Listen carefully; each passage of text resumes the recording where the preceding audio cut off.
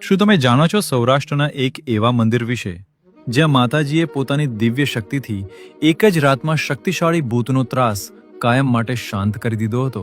આ ઇતિહાસ છે જસદણ નજીક આવેલા ભાડલા ગેલ માતાજી મંદિરનો. લોકવાયકા મુજબ વર્ષો પહેલા અહીં બાબરો ભૂત નામના એક અતિ શક્તિશાળી અને દુષ્ટ આત્માનો આતંક હતો, જેના ડરથી આખું ગામ ધ્રુજતું હતું.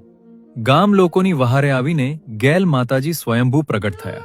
એવું કહેવાય છે કે માતાજી અને બાબરા ભૂત વચ્ચે ભયંકર આધ્યાત્મિક યુદ્ધ થયું. અંતે માતાજીની દિવ્ય શક્તિ સામે બાબરા ભૂતનો પરાજય થયો.